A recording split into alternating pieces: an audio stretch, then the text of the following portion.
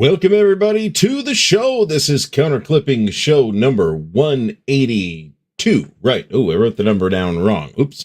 So in any case, it's Counter Clipping show number 182 for July 22nd, 2024. Our topic tonight is kind of a topic from a number of different angles, but I want to kind of talk about it to start out with from a standpoint of how we approach war games. Is it better to take a broad approach or a specific narrow approach? And we'll get into that. In the meantime, we are clipping the greatest day still. This will probably be the clipping project for the next couple of weeks. I got like a little bit done off show, but not a whole lot. And there's a whole lot. So we'll see. We will also see. I'll bring you news about how the storage solution comes off. We may end up resorting to baggies. I don't know if the cube from E-Trays will end up being successful or not, because I'm not sure 4 of them will fit in the box, and I know I need at least 4. So we'll see. We are drinking. This was given to me at Winterfest, so thank you. You know who you are. Mayor Pingree. John Longshore passed me this, I believe. This is bottled at 47%, and it's named after some Detroit mayor from like the 1930s. It's 5 years old, and it's quite good. So we'll be happy to polish that bottle off. And I looked at what I poured, and I said, ooh, that's a lot of whiskey. Well, that's fine. So here we are. I had a back issue this week, so I could probably use the extra relaxation, if you know what I'm saying. So I've got some news tonight, so we'll talk about that.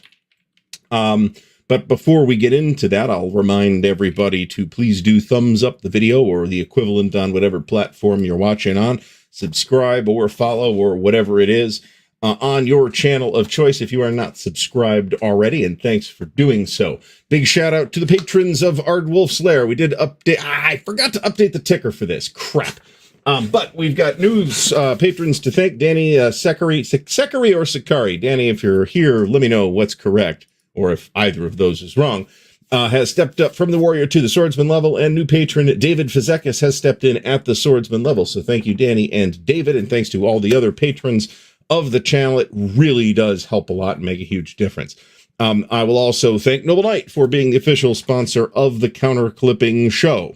We'll talk about this again in a minute. In the meantime, there are links to do all the channel support things in the video description, including the Noble Knight affiliate link, so check that out. Again, I'll talk about this again in just a moment. But before we do that, let's say hello to Aaron Dennis, B. Red, and Bayonet Brant from the Armchair Dragoons, Bill Simone, Carl Fung. Carl, thanks for stopping by. Chad Kennedy, Charles Latorra, Don Wendnard, Daniel Silverthorne, David Imperato, David Zell, Ed Holtzman, Garrison Venn, Groucho Marx, HUN644 New, the legend himself, Fucko, is here. Jeff Beeler, Jeffrey Edwards, Joe Hammond, John Clark, Jonathan Dyer, Mean Joe Green is here. Keith Powell, Kyle Harris, Lee Grant, Manders, Mark McNair, Mark Hodgkinson, Meandering Mike, Michael Simon, Molotov, Cockatiel, Patchwork Pictures, Paul Dangle, Paul Sin, Perfidious Albion, Perry Sporopoulos. It's moving faster than I can get to it. Philip Musket, Robert Maxey, Ryan Huard, Stacking Limit is here. Stigler is in the house. Welcome back, Stigler. Tailwind, Tim Greenhaw, Tim Zales, Todd Cox, William Bird, and Wolf Dog. And I apologize to anybody that I may have missed. I may have missed Joe Okabayashi, for example. Not sure. GMT did not release the July update due to Consim World Expo, but we do expect there to be a July update probably this week. But I'll talk about the reason why we might not see it in a minute as well. So let's talk first about the fact that WBC is basically underway at this point in lovely Seven Springs, lovely by which I mean out in the middle of friggin' nowhere, Seven Springs, Pennsylvania. So that is going on. Now, the official reason why we didn't get an update from GMT last week was that they were at Consim World Expo, which I think is completely understandable. But this week, they're at WBC. Not the whole week necessarily. The dealer's room doesn't open for the whole thing. I think it opens on Wednesday or Thursday. But I wouldn't know because I've never been there on Wednesday or Thursday. We are going this year. Fucko and myself will be heading out on Friday to spend a full Saturday out at WBC, most of which will probably consist of hobnobbing rather than playing stuff. But we'll see what happens. And then we will take off reasonably early on Sunday morning. That is the official plan. So it is. You can see nowhere from there. So I guess if you're willing to drive like 30 minutes, you can get to a grocery store or a fast food restaurant. So this is also probably an accurate prognostication on Brant's part. They will release the update as soon as Brant releases his Tuesday news list. So Brant, perhaps you could consider making a Thursday Nurs Day or something like that instead. Or just, you could probably justify a standalone update for GMT too. So in any case, so let's be cognizant that the chat is supposed to be a warm and welcoming place for everybody here tonight, folks. We will be impatient with folks who misbehave, but I didn't have that happen at all last week, and I have high confidence that the excellent folks who come here week in and week out will not misbehave. So thank you for not doing so. So in any case, what else do we got? WBC starting. I guess I will mention that the new t-shirt is available, and I actually managed, because I did it in advance, Actually, now, of course, I dropped the screen share like an idiot. The new Tweezer Mafia t-shirts are available, folks. I am going to throw a link in the chat if anybody would like one. It is over at Spring, and I am very happy with it. This is the front, and this is the back with the sharp Ardwulf Lair YouTube logo. So hopefully everybody will like the shirts. The quality on the Spring t-shirts has generally been very high, and I've been very pleased with them. So with one exception where I got like one shirt that was just weird, and I don't know why. So in any case, this isn't even funny, man. So I believe in people, and I believe in the basic decency of people, and I have very, very seldom been disappointed with the performance in that regard of the folks who show up here on Monday nights. So a certain amount and style of misbehavior will be tolerated as usual, but you know what you can get away with and what you can't. Basically, don't be an idiot, and you're going to be fine. So the other piece of news is the new campaign with Noble Knight. So for those who don't know, and I imagine everybody does at this point, in the video description, there is an affiliate link with Noble Knight. If you're going to buy stuff, buy it through my affiliate link at Noble Knight. You can find just about anything there, and I get a little bit of a kickback in the form of store credit. This will be our third campaign that we will have done. And as usual, this will turn into video. And in fact, from this campaign might be the first piece of video that you see, because the Noble Knight store credit came in over the weekend and something was available. So I pushed the button and I put it on the wrong side. The Art of Siege, the Soapbox SPI quad. It is absolutely gorgeous. I can't wait to dig into this thing, but the first thing I have to do is get Utah Beach off the table, because right now my sort of Utah Beach is cluttering up the entire table. I am very pleased with what I see so far. So the campaign, however, is not just that.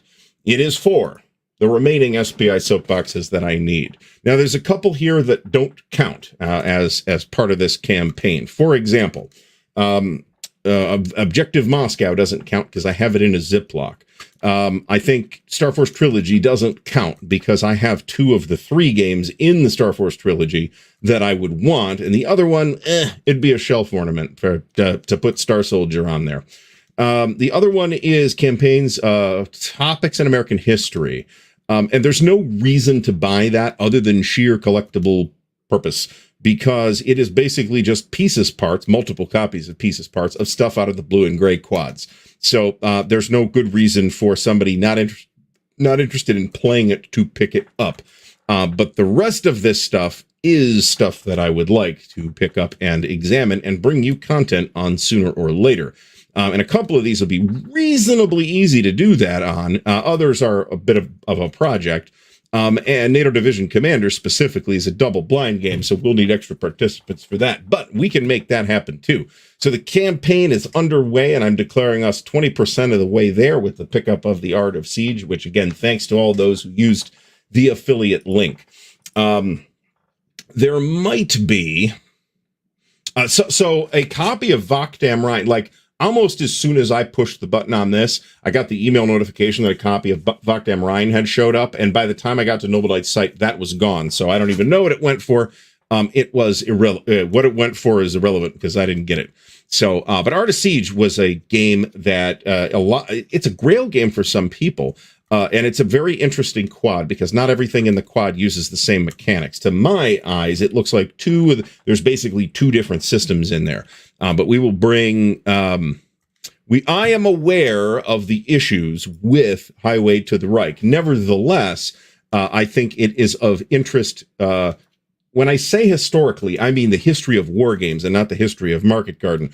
There's plenty of great games about Market Garden, and the consensus seems to be that Highway to the Reich does have some flaws. Now, the order, let me put this back up. The order on these might, this is not that bad of an idea, actually. Probably not, but it's not that bad of an idea. So I'm pulling this back up just to say this. Some of these might move around because Noble Knight doesn't necessarily have all of them in stock at any given time. In fact, there might be a Mech War 2 in stock right now, and there might be a Highway to the Reich.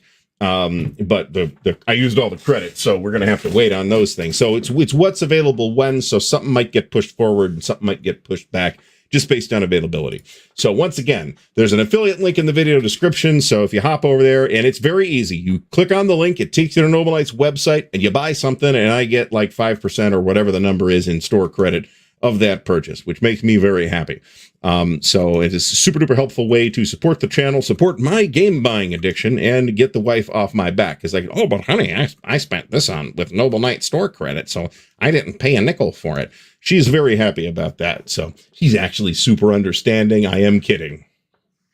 So in any case, I have totally bought duplicates in the past. I am not in that particular danger here. I am well, you can see actually all of the SPI soapboxes that I have on the shelf behind me, except for the one up at the top, which is because it's not in the box, it's in the Ziploc. That's Objective Moscow.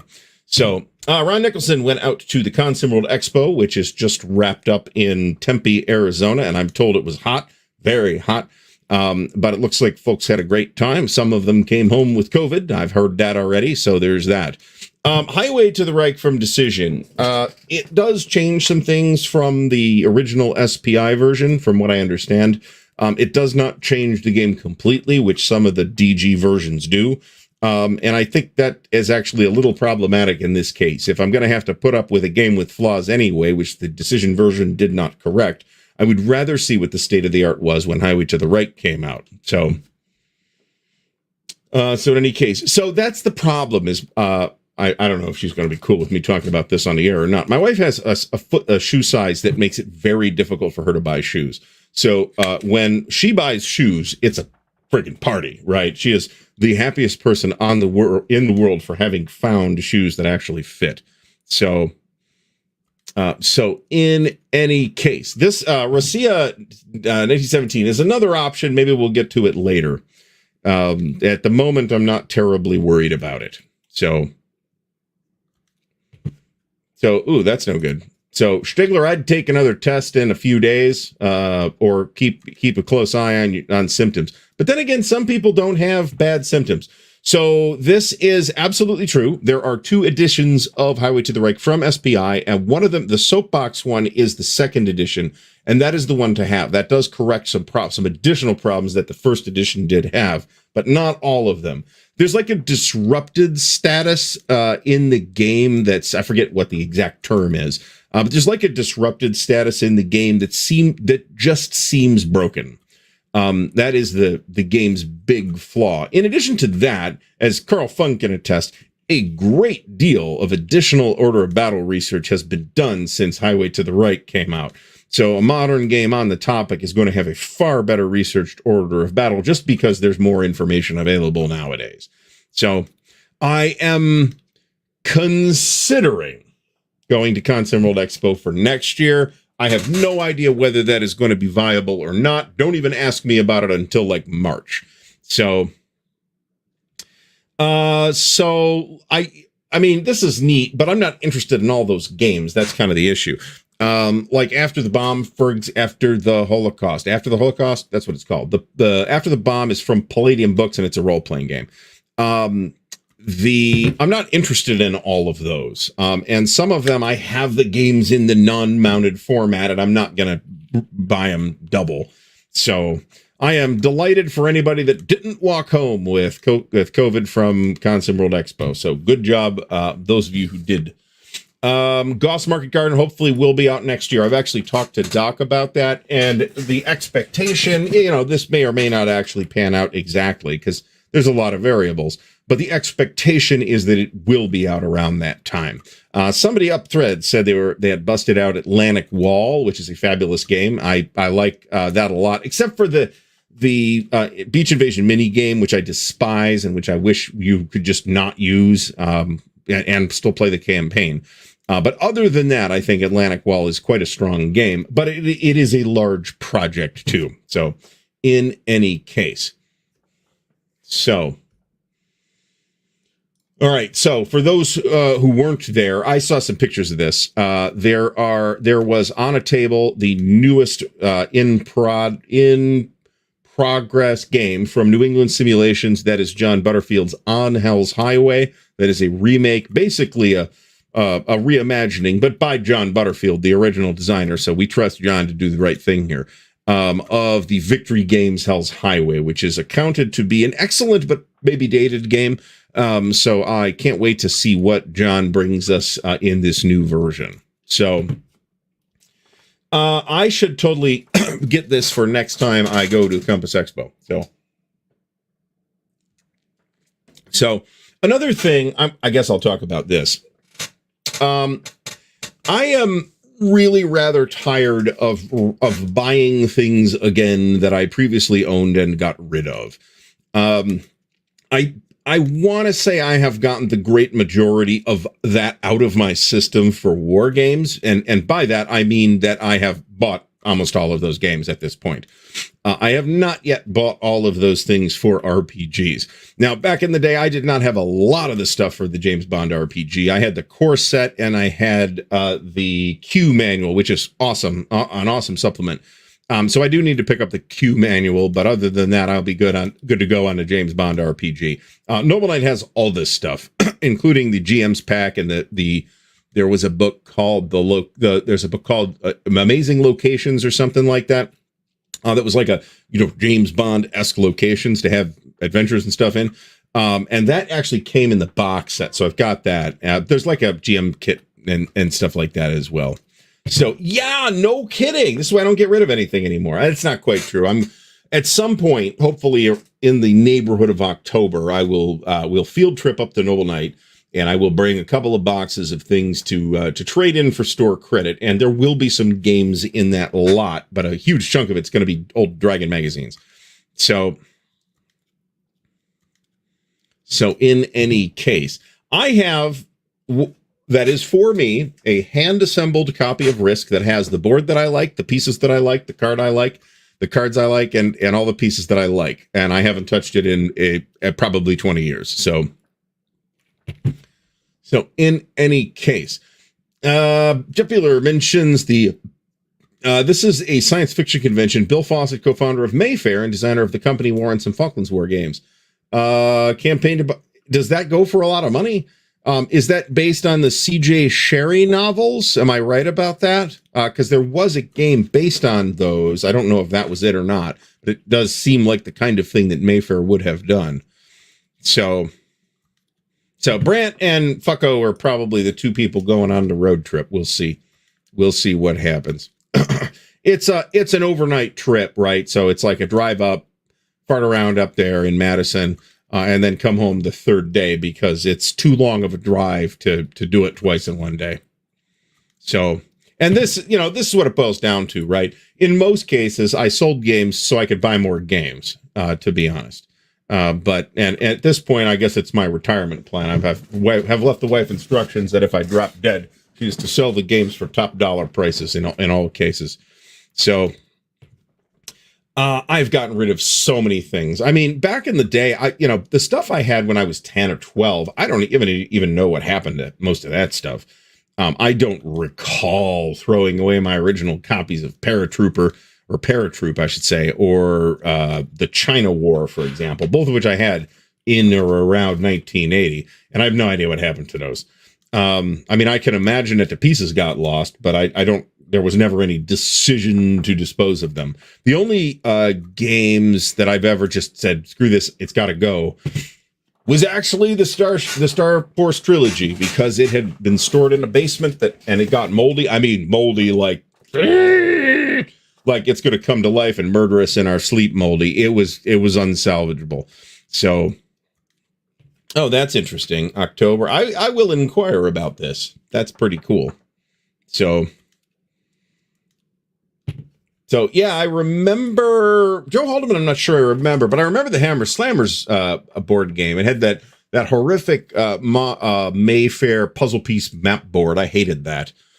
We were not the only people to use that kind of map board. GDW did that in one of the versions of Imperium as well, which I do not recommend. I recommend Imperium. It's a great game. I just don't like that particular board. And that's the one that like looks like it fits with the Mega Traveler games. So, yeah, somebody was on the internet talking about how great the soldiery was the other day, and I was like, I don't know, I don't understand, because I don't think the soldiery is all that good. Maybe it's great for card games, and it's probably very good for general board games, but I don't see where or how it is particularly good for RPGs over and above the other game stores in town. And I don't think that I mean, they barely have Wargames, and by barely, I mean, there's like a couple copies of Twilight Struggle there, and that's about it. And Undaunted, they'll usually have an Undaunted game or so, but that's just because they stock Osprey stuff, or it's Osprey, right? It's Osprey, yeah. So in any case, yeah, very different store back in the 90s, I gotta tell you. So, Chad Kennedy's got a duplicate of Case Blue Killing Ground and Overlord. Very nice. I do expect that New England Simulations will eventually redo Killing Ground and Overlord in one package. I believe we talked about that with Mark Hinkle when we did the unboxing of... I might not have brought that up, actually, but there's been a buzz about that. I do expect that to happen eventually. So you might want to think about dumping Overlord and Killing Ground if you want to. We're getting to it, Jason W. It's not even 25 minutes after, so. I mean, they have like a warehouse or a basement or something where they keep a bunch of stuff, but if I don't see it, I can't buy it, can I? So maybe they sell stuff at cons, but it ain't any of the cons I go to, so. I mean, that would be great if they're doing that. And they used to have like an annual sale where they would bust that stuff out, but I don't remember that I've been on the mailer for that anytime recently. It is hot as fuck in here. Holy cow. So I may have to open the door. Let's do that. And normally I keep the door closed because otherwise we're going to get visitors, okay?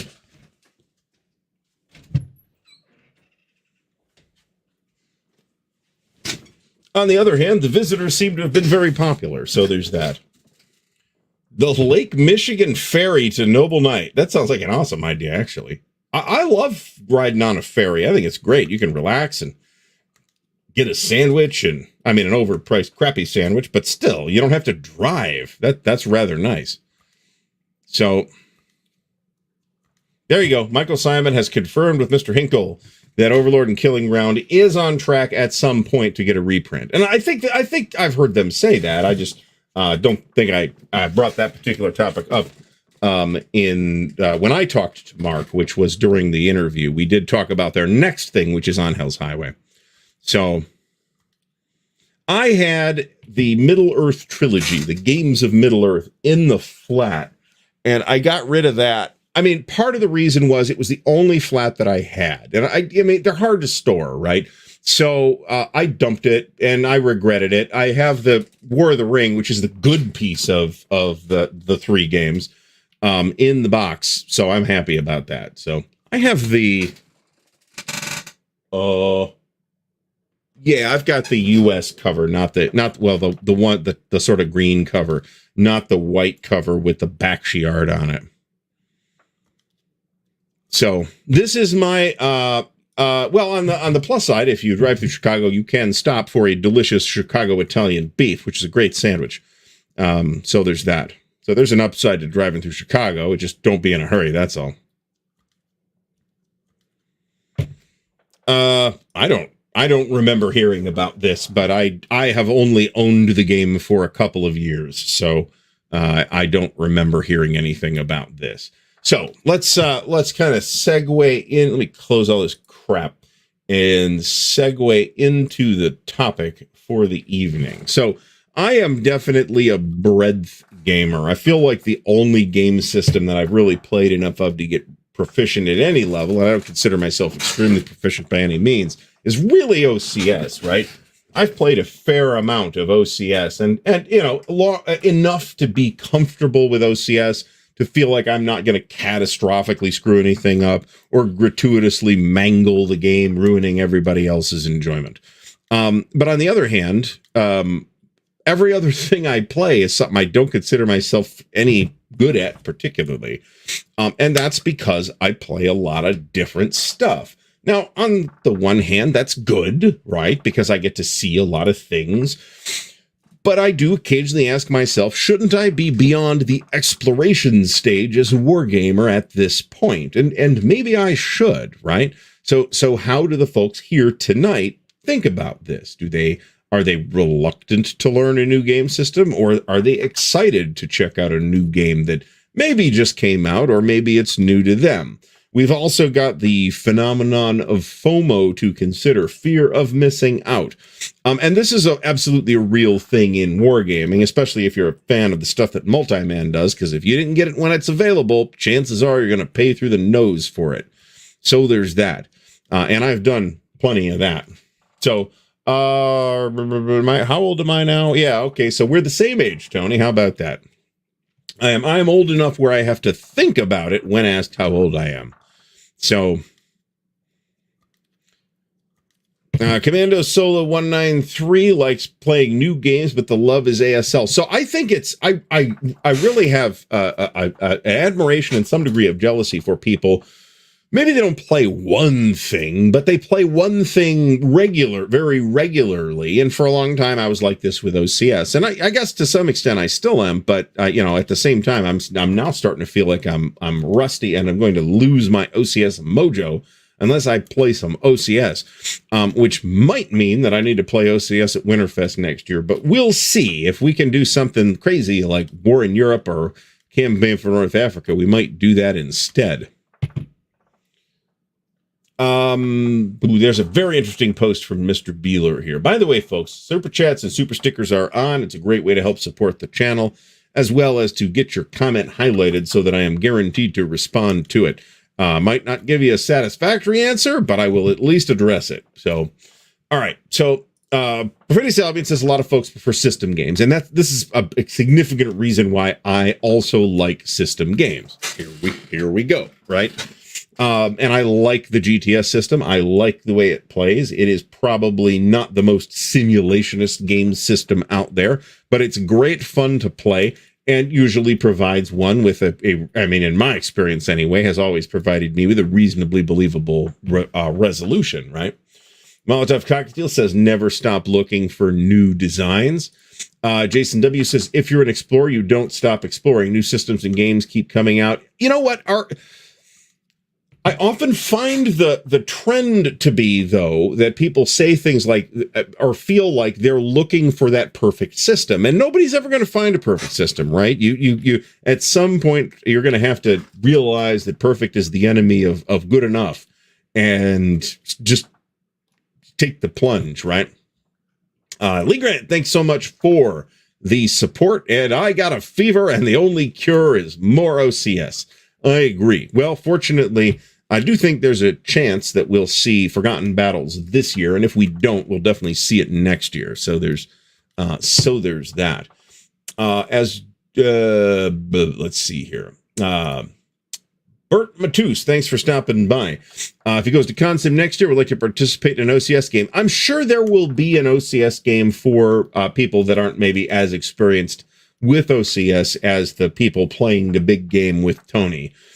Those are fairly serious OCS people, and it needs to be, because it's a play test, and if somebody cocks things up because of due to inexperience, they will ruin it for everybody, which might throw the whole play test for the entire week and the event off. And that is a significant problem were that to occur. Like, for example, when somebody's tweezers went flying across the map, destroying half of the Eastern Front. That was a problem. We fixed it, but that was a problem. Jeff Beeler said the first game on a topic can often set the default scope for the topic, like Africa Core. Yes, actually, I think this is absolutely true. In many cases, at least for popular topics, if a game is kind of first to the scene and simultaneously is pretty good and becomes popular, then yes, absolutely, that is going to end up looking like a definitive game on that topic to a lot of people. And even if they acknowledge, as I think people need to now with Africa Core, the weaknesses in that design, the parameters of that older game might stick as the parameters for future games on that topic. This is a really good point. Yes, so I get the pictures, right? So there's tons of OCS at Consim World Expo. Now you can go to Consim World Expo and play a bunch of little stuff too, to whatever definition of little you'd like. I'm sure there's 2-hour games that happen there, although I personally would probably not play one of those things. I am kind of tempted to do a convention where I play a bunch of smaller, like 1-day games instead of one huge thing. I think that's how things used to be for me until I got into playing the bigger games. And I do kind of miss that, having a taste of a variety of different things. So 7-man Empires in Arms. I bet you could make that happen at Consim World Expo. I've never played that, so I'd be kind of the low wheel on a totem pole, as it were, but so what? If everybody else is just exploring it too, I think it's okay. Phil says the only thing he's a master of is Starfleet battles. Everything else is experience, but not master. I want to play more GBACW, GCACW, more OCS. When I think about the kind of games I want to play more of, it's almost always system games. There are a few, they're not none, but there are a few exceptions to that. And the ones the individual non-series games that I feel like I want to play more of tend to be Mark Herman games. I could totally play more Pacific War or Empire of the Sun, for example. We need some water here. We're already starting to lose our voice. So, I think I showed this off last week. I did get the, after Origins, of course, I did get the Long Range Desert Group sticker for the water bottle. So, don't know how to go through the dishwasher or not.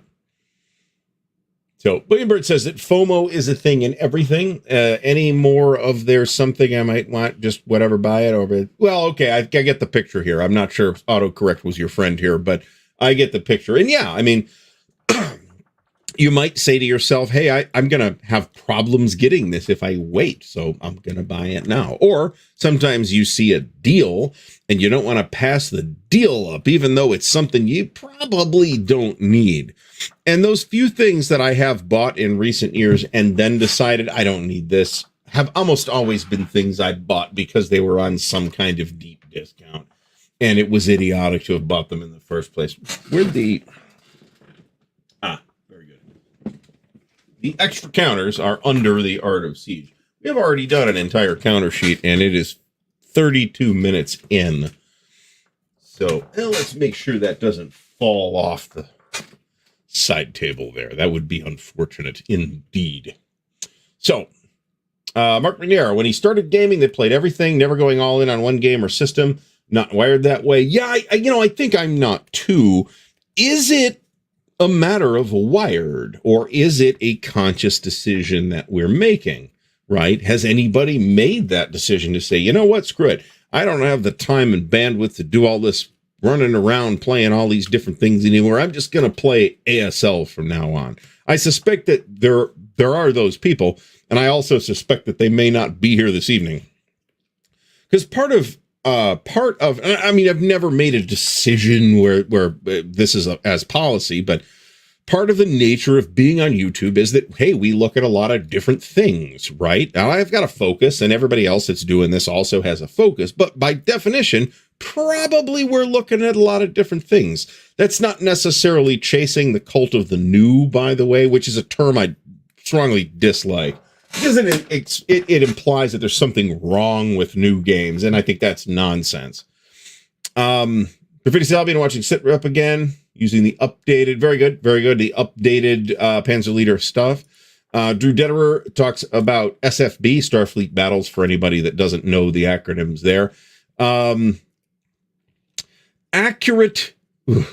Accuracy is not a term I favor in describing games, nor is realism, because then by using those terms, you open up yourself to having the very tiresome conversation about, well, you can't really have realism because it's just a game, blah, blah, blah, blah.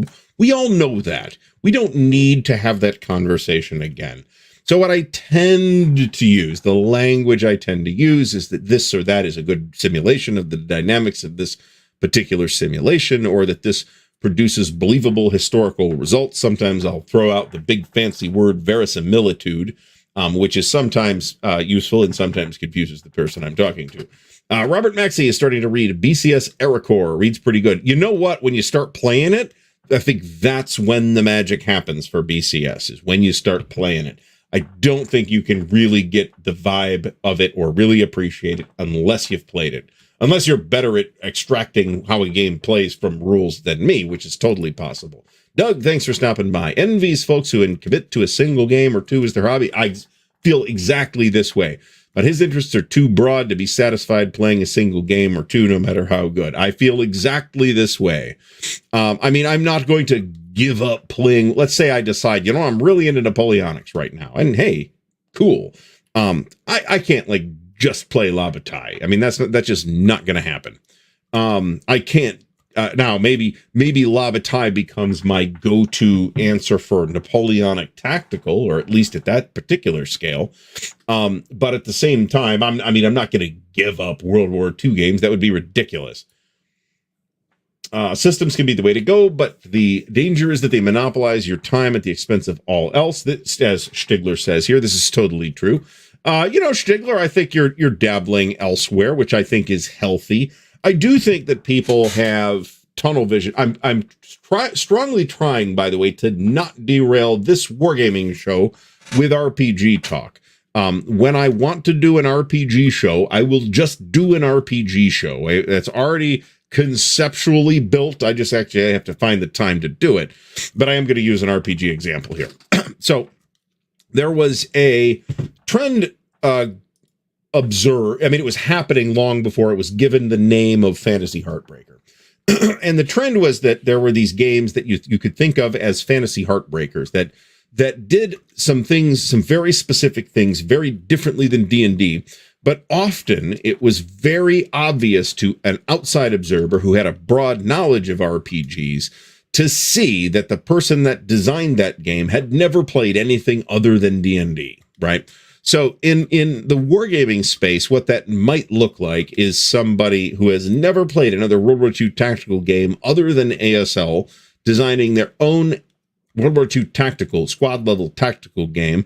And it might differ in many mechanical details from ASL, but there are all kinds of unstated assumptions that go into a game design that a game designer with a broad knowledge will understand the decisions that they're making because they've seen that kind of game done a bunch of different ways. Somebody who's only had that one narrow experience is not going to be able to identify those underlying assumptions, and their game is going to be built on those same underlying assumptions as ASL. I can think of no examples because I actually don't think that the advanced Tobruk system was designed like this.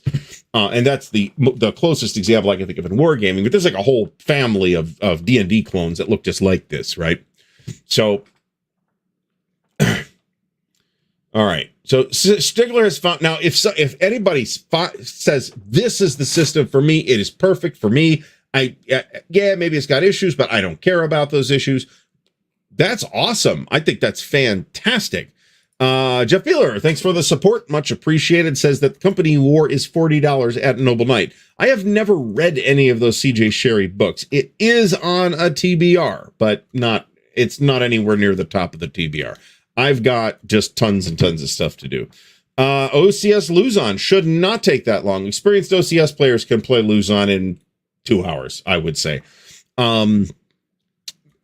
Inexperienced OCS players figuring it out might take 4 or 5 hours to play Luzon. It is not big. In fact, it's very compact. And I think it is in a way, it's not the perfect introductory game to OCS, because there's a bunch of things that it's just not going to show you, in the name of being so compact as it is. But at the same time, it will teach you the basics of OCS, and some of those basics are really foundational.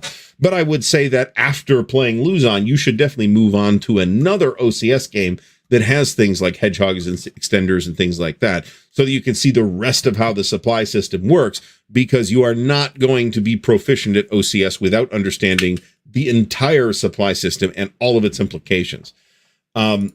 Rob Johnson is definitely an explorer. Modern life and careers made him unable to focus on anything for a long period of time, and I can understand that too, right? Boy, do I have a shortage of time, let me tell you. Stigler says the GBACW crew had a catastrophic con sim world D10 meteor. Oh, Jesus H. Christ. How did they let that happen? This Stigler is why we have such frippery as dice towers and dice trays and stuff like that. So, one of the OCS guys, Marcus, for those who know who I'm talking about, has a clear plastic tube with some like little bungee bands inside that the dice, he has like 4 or 5 D6 in the tube. He doesn't change the dice out. He just turns the tube over. The dice trickle down and hit the little rubber bands and go to the bottom, and that's the result. It works great. It could potentially get knocked over in the heat of battle, and thus ending the game, right? Not that I've ever actually seen that happen with Marcus's specific dice tube. You could apparently buy those at one point, and then that person stopped making them. But you could, with minimal crafting skills, you could make a very similar device. Doug, thanks for stopping by. If I didn't say that before. Very good. He's got some stuff. Excellent. Next Whip episode is going to be another must watch. Folks, if you're not already subscribed to Doug over at the Tabletop's Edge, you're making a tragic error. Fix that. Jeff Beeler says accumulates magazine games, which exposes him to a lot of systems and scopes. And I'll tell you what, I recognize, and I think we all have to recognize that the production and development challenges that magazine games suffer from, right? They're generally on a reasonably strict schedule and are subject to deadlines that other games might not be subject to, and therefore they can run into problems with play balance and things like that. That said, if you're only going to play the thing once or twice, how badly do you care about that? I'm not sure that it's as big a deal, but like, you're not going to play it exhaustively and uncover deeply hidden flaws, right?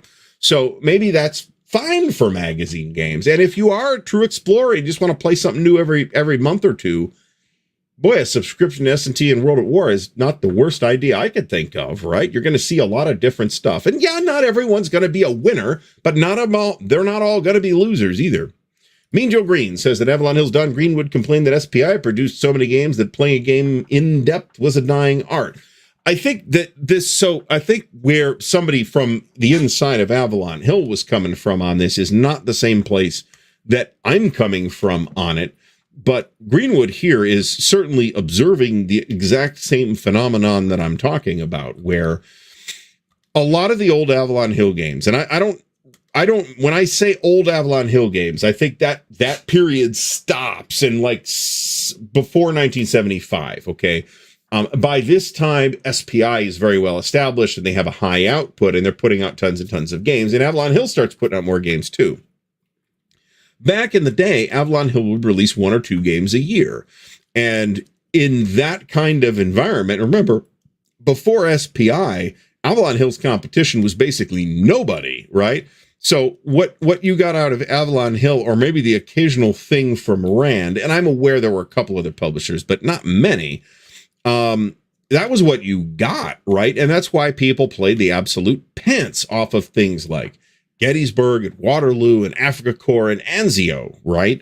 Because there wasn't that much new stuff coming out every year. You might get a game or two throughout the duration of the 60s, pretty much. And it's not until 70, 71 when SPI starts to kick into gear where we start to see a large number of new games coming out every year.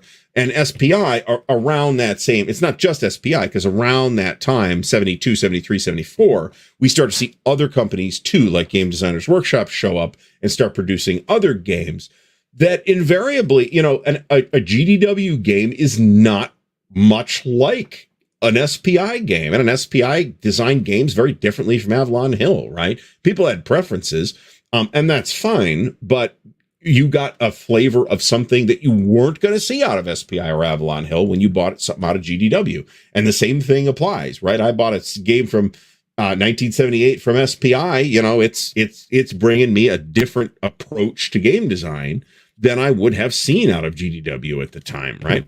Eric Goebel says that SCS grabbed his attention for quite a while and bought as many as he could. Short core rules, very short core rules, less than 8 pages, and really is a strong system for somebody that wants a very straightforward game system. I do feel like, for me at least, that SCS does not shine as brightly as it could in its larger games. I think making a huge game that's using the SCS rules, I think, is defeating the point of the SCS rules, which is that the games are intended to be easy to learn and very digestible.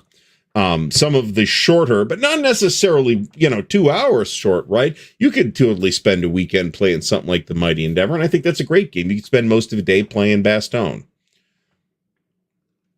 So, Doug, we will be delighted when there are more WIF videos. What can I say? Mark Hodgkinson played 7-player Empires in Arms. Empires in Arms is on my bucket list of games to play.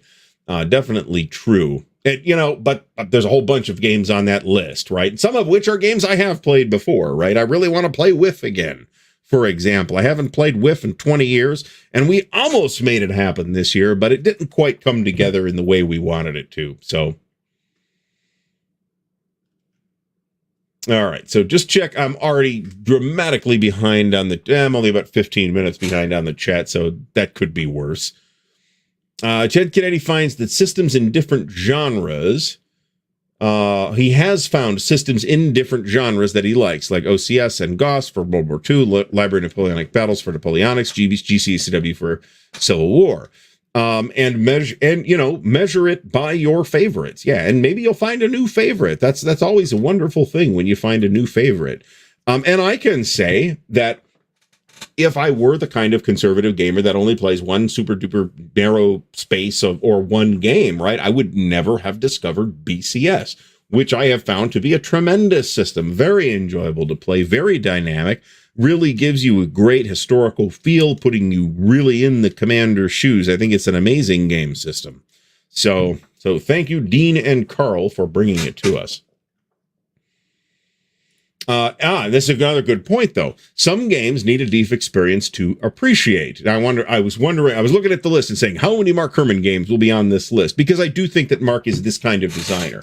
Empire of the Sun is a game that if you only play it once, chances are you will be baffled and lose badly and will maybe not have fun, unless you're the kind of person that likes to get your face kicked in.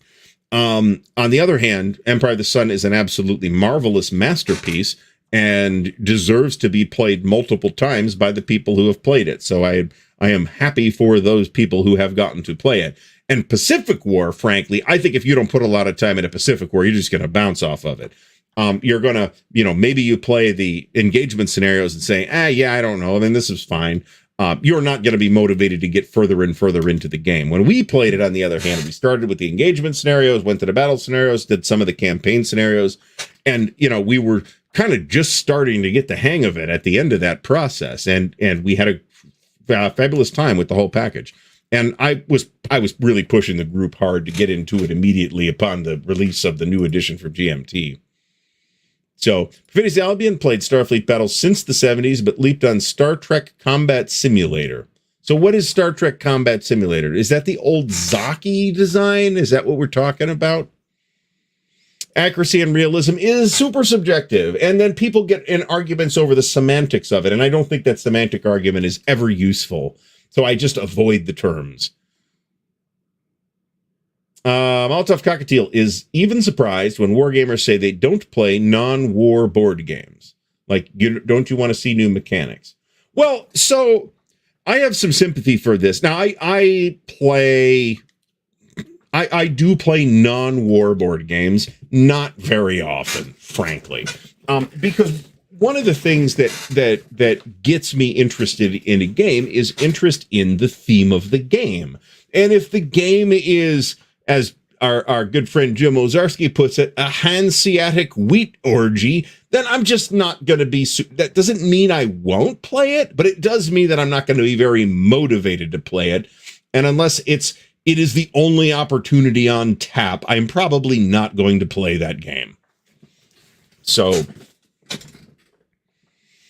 I mean, we do need, I mean, I can agree with what Molotov Cockatiel is saying here, in that it is valuable to see new mechanics. I think anybody can profit from that experience of having seen some kind of new mechanic or new approach to things, even if it is in a type of game that is not necessarily their forte. But we also have to be motivated to play that game too. So here's actually a really good example. Wingspan. All right. So I have not played it. I don't have it. I do have the digital implementation, which is on Steam. And I would actually like to try it. Because it's super duper popular. Now, my understanding is it's basically a set matching game, and I don't know that I'm not gonna like probably fall in love with Wingspan, but would I be more interested in Dragonspan or whatever the new one came out that instead of little sparrows and stuff, it's dragons? Yeah, potentially. I might be more interested in that. Do I think that the games are substantially different just because there's dragons on the cards instead of birds and finches and stuff? Not necessarily. But I will surely try it at some point, either digitally, and it was like $5. It's very easy to get me to spend $5 on a game. I will surely try it at some point, whether that is with a physical copy or with the digital copy. Same deal with Gloomhaven. Gloomhaven looks like a large project too, whereas Wingspan doesn't look like a project. So I do think it's useful and beneficial for people to try different things. But I also want to respect people's, time and feelings about, I'm just not into that. I think that is also a completely normal and rational response. Not everybody is going to be into everything. Some people are just like, I'm not into Civil War. There's a few people who are just not into World War II, a position I find absolutely baffling. But there you go. There are people who feel that way. So, I don't like chess. I realize that some people do, and that's great for them. I just don't like chess. It is by nature a competitive activity, okay? And I'm not all that good at it, so it doesn't feel good to me to play chess if I'm just going to get my teeth kicked in with anybody that's marginally competent. Now, if I played more of it, would I get better at it? Yeah, presumably, but I just don't really like it because it isn't the mechanics that bring me to a game. It is what the game is about. And to some extent, it's mechanical implementation of those themes, right? Those are the things that bring me to games. And that's true of whether they're war games or non-war games or RPGs, right? I think very highly, probably my favorite Euro, and it's totally a Euro, is Lords of Waterdeep from Wizards of the Coast, of all people. And I like it because, yeah, it's a worker placement game. It's a pretty straightforward, traditional worker placement game. I don't know that it's bringing anything new to the world of worker placement games, but it's got an awesome theme, and it is a good implementation of that theme. It gives you a lot of cool D&D Forgotten Realms flavor without having to bother playing D&D. So, and I like that. Now, do I get to play it a lot? No, I'd like to play it more, but by my standards, that means I'd like to play it a couple of times a year. I do have it. I just haven't had the chance to play it since I bought it, which it often happens. It's like, oh, this game's cool, I'm going to buy this. And then you never play it again. So there's that. John Keyport says that realism assumes that you aren't doing the thing, hence why it's described as realistic. Never understood why people say no game is realistic simply because it's not real war. Well, right, that's true. But I also, as I said, I find this discussion unprofitable and unuseful. So I choose to dodge it by simply not using the term realism when I can avoid it. Eric Goebel says anything that's World War I is on his will playlist. Wish he knew more local players to get deeper into GBACW. Well, a good mechanism or vehicle for that is going to be Buy Swords and Bayonets from our good friend Stigler, which should be out before too much longer. Bob Cummeth is also a subject-driven gamer. Me too, right? I mean, if you want to sucker me into buying something, just use the 2 words Market Garden, and I'm all over it, chances are. So I don't own every Market Garden game, don't get me wrong, but that's just because that's impractical. I have a number of Market Garden games. I have a lot of games on Market Garden, D-Day, and Sicily, and a pretty good number of East Front games as well. So, because I am interested in those topics. Adam Mesnick likes it best when a game gives them a new insight into the history. Sometimes it's done with new mechanics, but it can be done with an interesting application of old mechanics. Absolutely correct. It doesn't necessarily take new mechanics. There's a lot of things that go into a game design, and the mechanics is granted really important and a huge part of what goes into a game design, but it's just one of those things, right? I mean, you have a mechanical toolkit that has been established a group of mechanics that have been judged acceptable by the wargaming community to use in a war game, and that's your toolkit. And you can often get away with bringing in one additional alien mechanic from outside of war games, and then people will complain. But not too many people will complain, as long as it's one weird non-wargaming mechanic and not a whole pile of them. But you know, that approach is something that it like lives underneath the mechanics. So it's not just the mechanics, it's the approach that the game designer took to choosing those mechanics in the first place, right? All right, so Stigler, this year's concept world was dominated by D-Day. I'm not surprised, because this year is the 80th anniversary of D-Day. So that is not at all shocking. We kind of tried to do that at Origins, and frankly, the game we'd have picked up over Brazen Chariots, just because of this, would have been the Battle for Normandy if the new version were out yet, and it just wasn't. So, but I'm so happy we played Brazen Chariots, so there's that.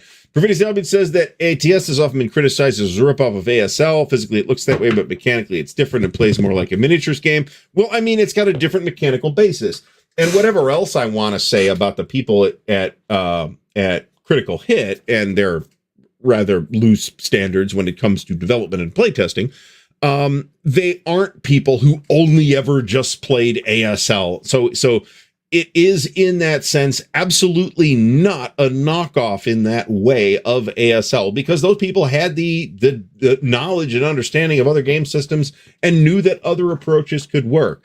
ATS, viewed charitably, and I do know some people that like it, is just different. It's got a different emphasis than ASL does, and that's good, right? Same thing could be said about GMT's or David James Day's Panzer.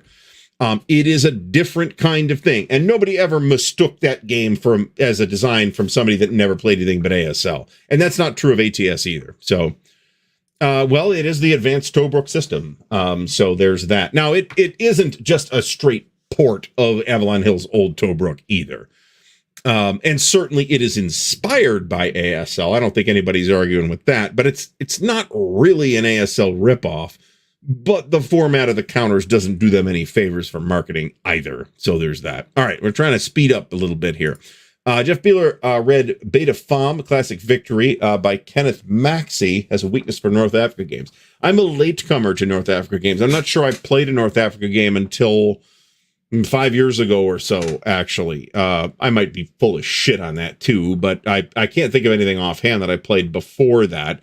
And it is an interesting topic. I don't know that I am a huge North Africa player, but I am more interested in it than I was. I own several games on the topic, so there's that. Thank you, Brandon, for coming by and subscribing for this frippery.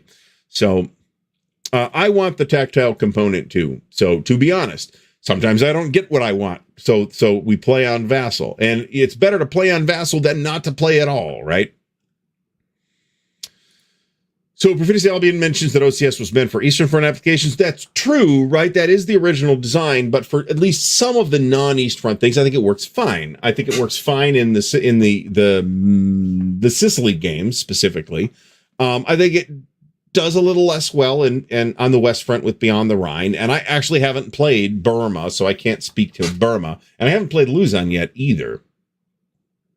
So, I mean, you can only do so much, right? People knock dice towers over too. That's why I bought a very nice heavy dice tower. So I now have 2 heavy dice towers, one of which is very nice, the other of which I made. So it's not that nice, but it's heavy and large. So, yeah. So to some extent, so maybe Stigler's got something else in mind. When I hear somebody say this, however, what I'm thinking of is the GTS vassal modules, actually, which do a lot of the combat calculations for you. And I can certainly see how that expedites play, no doubt about that. But at the same time, if I'm learning a game, I want to actually learn how it works and not rely on the vassal module to do it for me. So there's an upside and a downside to automation in vassal modules, but that might not be what Stigler is thinking of here. But I do think that a good vassal module does enhance play. Example, Empire of the Sun. You can just click a button to see all the air zones of influence. Wow, that's useful. Now, do you need that feature? No, but man, it's really nice when you have it.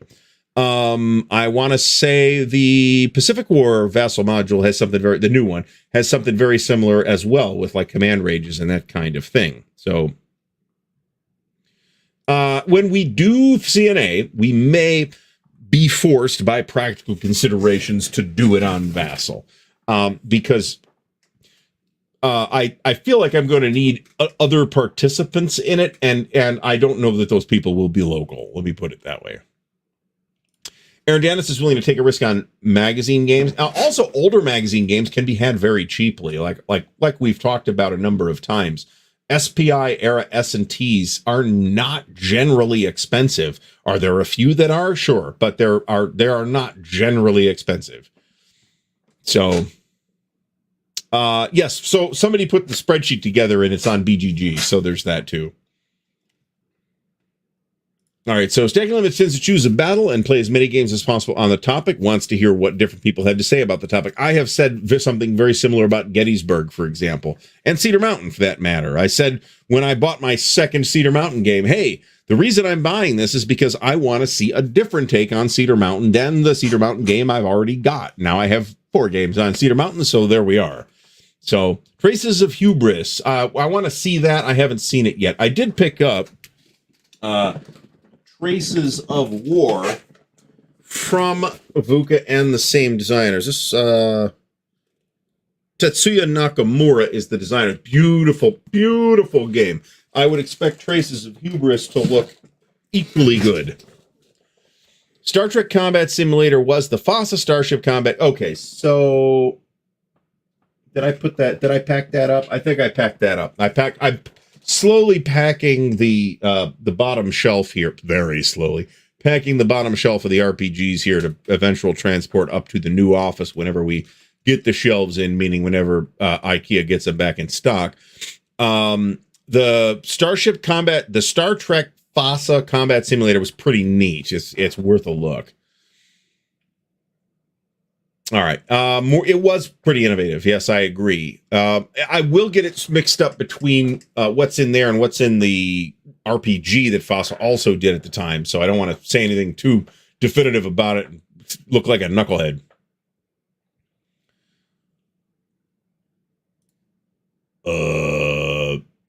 No, you're not missing a trick at all. The FOSSA game is the game we're talking about ultimately here, although there were different iterations of it depending on exactly what you got and when you got it. All right, so Molotov Cocktail comes back to this, thinking specifically in a wargame design group. Somebody said they only play war games, but this seems such. I mean, it is a siloed way to approach it, but not everybody wants to be a designer either. If somebody's a designer, then they should definitely be looking at different things. I don't think there's any doubt about that. And I think if you are a designer and are not looking at different mechanical approaches, I think you are doing both yourself as a designer and the game a grave disservice. But not everybody's trying to be a designer. And if you just like what you like, cool, good for you. Play what you like. So Pretty Albion says you should approach new game designs with an open mind. He bets some of the newest war game designs are taking elements from Heroes. Yeah, they totally are. And the reason for that is not because those people designing those things don't like wargame mechanics, the traditional wargame mechanics. So Jeff Engelstein has a book out. I'm trying to remember exactly what the title is. I'm not sure I could tell you, but it's basically an entire catalog of board game mechanics. Okay. And I would encourage people to at least take a look at I think you can see the table of contents on Amazon. I would encourage people to take a look at those table of contents. You could see just the breadth of different mechanics that are available. Now, this is not a wargame specific book, but then you look at the number of those mechanics that are typically used in war games, and it's a very small percentage. Can war games learn and use and leverage mechanics from elsewhere? Yeah, it's been happening for decades. This is not a new phenomenon. We've been doing this for ages, and some of those new mechanics that were new at one point or weird or alien or non-wargamey are now absolutely old hat and completely standard for war games. Things evolve over time, right? So that's not to say that everything in Jeff Engelstein's book is appropriate for use in war games. It's not. But there's a bunch of stuff that we could use situationally that might be effective, that is not part of the traditional war game design toolbox. So I agree with Stigler on this. I think for me, chess is just too abstract. And there's no CRT, which I don't like. So Mean Joe Green says that games are unforgiving of gameplay errors, like Avalon Hill's Third Reich can be off-putting for new players. Yes, I tend to use the term brittle when it comes to games like this, and maybe that's a little unfair. I think Joe here is probably saying it in a better way that is less likely to be misunderstood. The same is true of Pacific War. It is quite unforgiving of gameplay errors. You may have just shot yourself in the ass if you have committed a significant error in Pacific War. And if you're playing one of the really big Pacific War scenarios, you may have just wrecked the entire game. And that's kind of a problem. And same deal with Third Reich, right? So there's need for an on-ramp in games like this. And frankly, Pacific War does a way better job at on-ramp than Third Reich did. So, or the current iteration, if you like, a World at War. I think World at War could use an on-ramp, a better on-ramp than it's got. All right. So Brand says he doesn't like the people who conflate realism with granularity. I mean, clearly those are two different things, right? Detail and realism are not the same thing either. You can have a very detailed game that's completely unrealistic, and I can name overbaked sci-fi games like that. This is not a realistic game, but it's detailed. Okay, great. Well, we'll see, but none of us are in charge of the production pipeline at GMT, but I think there's a pretty good chance it'll be out this year. Gadfly Games, thanks for stopping by. What do we think the next evolution would be of the Hex Encounter board game? What standard mechanics from the last few decades will become obsolete in the next 10 to 15 years? So I think we'd need to answer a number of lead-up questions to this, like what are the standard mechanics? Well, you've got your hexes and your counters and your movement allowances and your combat results tables, although not all war games use those, and that's been true for decades. I don't think any of those features are going to go away. I do feel like designers are going to lean into mechanics that don't require tables for resolution more in the future. Undaunted does this, for example. In a traditional war game, you would roll a die to resolve a combat. You would roll a die and look at a CRT and do what the CRT says. In something more modern, maybe you won't have to look at a table. Maybe you're just shooting for a target number, right? That's maybe on the piece. Maybe you're rolling a dice pool. This mechanic has been around in war games for quite a while, by the way, where you're rolling a dice pool and you're trying to get some number of successes, or that each success is a hit that you did on the enemy unit. The Columbia Games East Front system uses a very similar mechanism to this, and it's not the only example. So,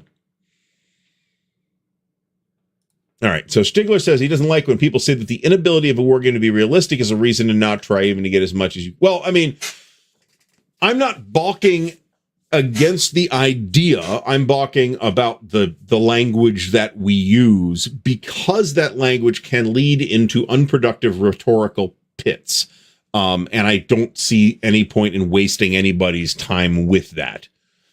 So I am not suggesting that we shouldn't be striving for accuracy and realism to the extent that we can achieve those things. But we should also, designers should be answering questions about, what am I trying to accomplish with this game design? What are the features of this topic that I am interested in exploring in a dynamic simulation, right? So, all right, folks, I am going to take this opportunity to grab another counter sheet from the counter sheet stack, because I haven't clipped anything in 20 minutes. To give us a brief message from our good friends at Noble Knight, the official sponsor of the Counter Clipping Show. So take it away, Noble Knight, as soon as I can get to the button here.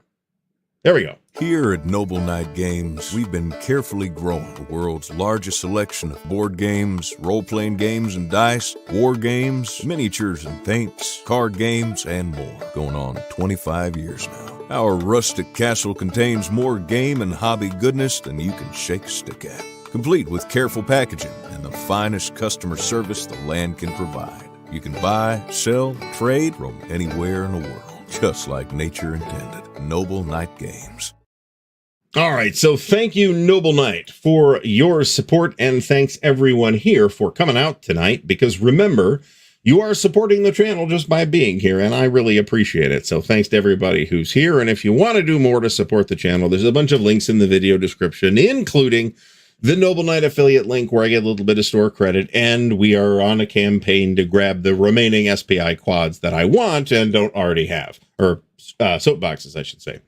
A couple of those games are available in flats, and that might be an option. Just depends what's available when the button is time to be pushed. All right, so yeah, you may have said this, Vince Ree, before I mentioned it, but yeah, the Vassal module for Empire of the Sun was designed by Francisco Colomares, and it is a marvelous Vassal module. Francisco is not the only great Vassal module designer. I can think of Joel Toppin off the top of my head, and I'm gonna shamelessly forget several other names that I should remember. I forget, for example, the person that does the OCS modules, which are generally quite good, and the GTS modules, which are generally more than quite good, and the GOS modules. Mike something does the GOS modules, and he's doing a bang-up job on those as well, although the modules themselves are enormous, so that's a problem. But the games are enormous, so there's that. So, so Stigler is going to talk here about not just automation, but about Vassal features that can be used to eliminate things like counter clutter. So an example here would be the manpower values or fatigue values in GCACW. And for that matter, in GBACW as well, which also has both a numerical strength value on the units, as well as a fatigue value on the formation, the larger formation that they're in. And you can do that dynamically without having to add marker counters in Vassal. You can actually right-click, get a context menu, or sometimes use a hotkey to raise or lower, for example, supply points in OCS. And when I play OCS on Vassal, I totally use those hotkeys. So this is also true. Vassal will protect you against the dangers of your cat getting into your game and eating all your pieces, because they're tasty and covered in catnip, presumably. So Jonathan Dyer is testing a North Africa game at the moment. Never really appreciated the distance involved. Yeah, I mean, especially if you're like used to East Front coming to, I think this is probably weird for a lot of people who cut their teeth on things like Africa Core and other North Africa games. But it feels weird to me to go in and look at that relatively low force density compared to, the much larger amount of East Front stuff that I've played. Even a low density East Front game is typically way denser than a high density North Africa game. You're never going to get like big contiguous lines in a North Africa game. It's going to be a maneuver campaign, which is why I like it, actually. So, Dream Detterer says, breadth is picking your preferred kill monsters and take stuff. Depth is figuring out how to play Magic Realm. So I did mean this question to be independent of the complexity of the game, because we've talked plenty about game complexity. It's one of my favorite hobby horses to stand on and rock back and forth on. And I don't think that complexity represents as big a barrier as a lot of people seem to think it does. But the question of whether you're being broad or deep in your approach to war games, I think, is adjacent to, but not the same as, the question of, do you prefer complex or more complex versus less complex games, right? I do think that is, I'm going to make a statement, then I'm going to explain it, because I think people are going to be surprised by the statement. Simplicity is better in games. It just is. It is better for a game to be simple than it is for it to be complex. But what are you giving up for the simplicity versus what are you gaining in simulation value or whatever for your cost of the complexity that you have? So if there are two mechanical approaches, both of which give you the same net result, the designer should always be picking the simpler one. But simpler isn't necessarily a decision you're going to make rule by rule, right? Because you don't play the rule, you play the whole game, right? So you've got to play all the rules at the same time, or at least some significant subset of the rules, and therefore you need to make decisions that affect the complexity of the entire game. A decision on one rule could have rollover impact on elsewhere in the game, and a designer needs to think about that, right? All right. So Stigler says that VUCA just killed it at Consim World. They are now the undisputed leader in graphics and presentation. Well, I mean, I think there's a number of publishers that are making significant strides in terms of graphics and presentation, and VUCA is not only one of those, but I think they are at the front of the pack there. But I do think that Sound of Drum's new game looks really good, for example.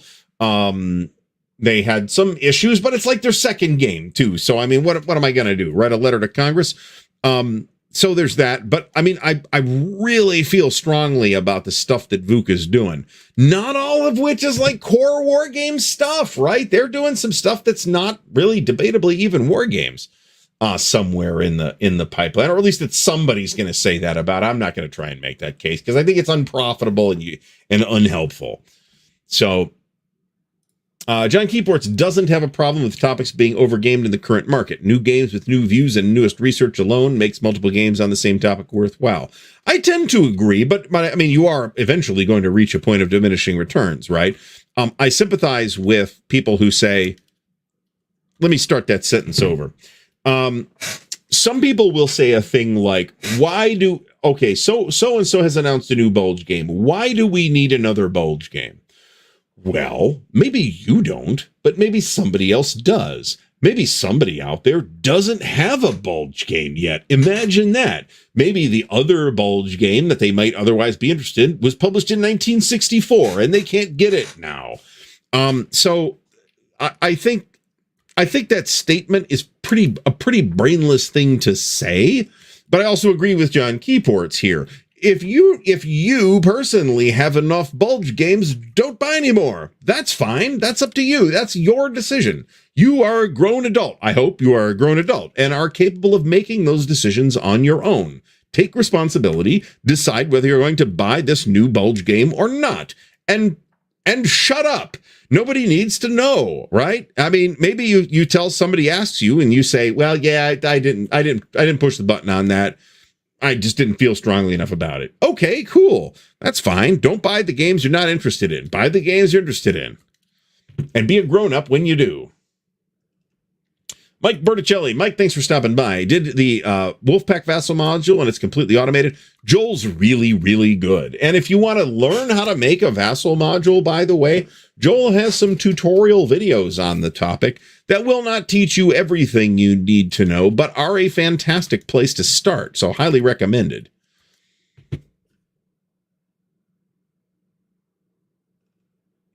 All right, we're trying to speed up a little bit here. Mean Joe Green says Nicholas Palmer describes having one misplaced Soviet unit, which cost him his whole army. But I'd want to know the game we were talking about here too. In some games, like in Europa, who cares, right? It's just another random rear echelon police unit that you shouldn't have had in the game in the first place. Phil, thanks for stopping by. Says there's a simplified World at War scenario. I mean, you've always been able to start with the North Africa scenario, but the problem is that the book, the actual physical game in the box does not give you instructions as to even how to set that up. So you kind of have to read a good chunk of the book anyway, and then figure out, and you can figure out how to set it up. But what we really needed was just like an info pack, like an 8-page guide that says, hey, here's how to set up here's how the scenarios are presented. Here's how to set up the scenarios. Here's a tiny scenario that you can use to figure out how to play the game alongside these rules sections. Once you've done that, read these rules sections and play this other little scenario. Once you've done that, you're ready for after however many steps it takes, you're ready for a whole game. That's the kind of thing I'm talking about as an on-ramp. There have been multiple scenarios in that game forever. It's not that you have to play the campaign. So many RPGs don't have a traditional CRT. There might be like and tactical games in particular, there might be a firepower value where you don't necessarily have a traditional CRT. ASL does have a CRT, even though you are running everything off a firepower value, but not every game is like that either. I have not, however, played the Band of Brothers games from Worthington. So Mark Hodgkinson has played over 25 Axis Empires games and are only now okay with full Axis Empires. Huh. See, I feel like you'd want a warm-up game or 2 or 3, but after that, I feel like I'd be ready for full Axis Empires. But I've played Axis Empires, so there's that. So Carl says that, thank you, Carl, for providing this info. Jeff Coyle and Herman Wu do the OCS modules, and Jim Pyle does the BCS line of battle and SCS modules. I have played SCS on Vassal. I have not played line of battle on Vassal. And I have not played BCS on Vassal either, thinking about it. I've played enough BCS in person that I haven't had to play it on Vassal. How about that? I've played OCS on Vassal, though.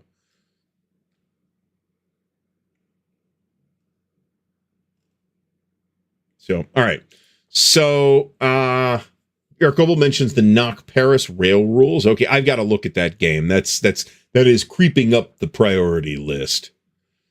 I love 1807. I will say that I feel like just in terms of how gorgeous everything is, I do think Traces of War is prettier than the I Allow 1807 game, but that doesn't mean I think the I Allow 1807 game is not pretty. I think it is. I do think it's a little challenging because thank you somebody for having subscribed. That was Garrison. Thank you so much for becoming a patron. That hardly ever happens live on the show, and I should probably turn the feature off because I'm not sure it's that useful. On the other hand, I like giving shout-outs too, so there's that. All right, so Perfidi Salvi says, although we can game the struggle on the Golan Heights, we can really understand the horror of being so outnumbered and the critical nature of holding Syrians from flooding into the rest of the country.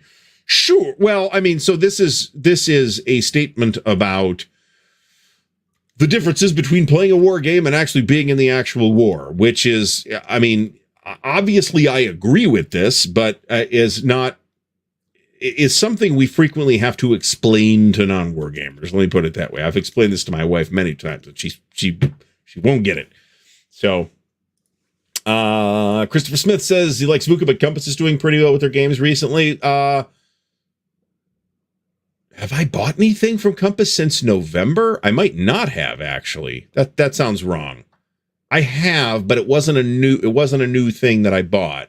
So, but I have handled the pieces and the books and stuff for The Last Gamble. So there's that, and that's certainly new. But I mean, yeah, I think Compass is doing generally very nice work. They've had their challenges, just like every friggin' anybody else. But I think they're generally doing more good work than bad work. Let me put it that way. All right. I mean, yeah, there's somebody that doesn't have a bulge game. I'll tell you who it is. He might now. But for at least some period, Gilbert Collins did not have a bulge game. He had never played a World War II land combat game. I talked to him about this. And he asked for recommendations, and I recommended the Mark Simonich Zachbon games. But yeah, not everybody's got a bulge game. Not everybody's super interested in World War II out of the gate, right? I know that's weird, but it's weird in the sense of being unusual, but it's not like it never applies. And I'm obviously just using that as an example too. So, in part because it is the most obvious example, because the bulge is one of, the debatably 3 most popular topics in wargaming. I don't count East Front in that, because East Front can mean a lot of different things. Gettysburg, on the other hand, can only mean a couple of different things. You're either playing Gettysburg, part of Gettysburg, or the operational end of Gettysburg, where you're playing the whole campaign instead of just the battle. Those are the 3 things that when you say the game's about Gettysburg can mean. When you say this is an East Front World War II game, I don't know what that means by itself. I have no idea what that means. Is it strategic, tactical, operational? What's the scale? What's it cover? How long are the turns? I mean, there's so many variables there that I don't think you can say East Front is popular and mean it in the same way that you would say that about the bulge. Let me put it that way. All right, moving on up here. Steve Dolges. Steve, thanks for stopping by. World at War is in need of a developer to clean up the game. Speaking from experience, he's able to learn Deluxe Swift much easier than a World at War. So I don't really disagree with this. However, I do think that a lot of a World at War's issues are presentational issues rather than necessarily game problems, but there's also no question that it's designed very differently from WIF. I find WIF, I mean, it's easy for me to say this because it's not like I've never played WIF. I found it way easier to get back into the flow of WIF than to get into the flow of World at War. But I have had prior experience with WIF too, right? So, well, I mean, I've played in person, I've played...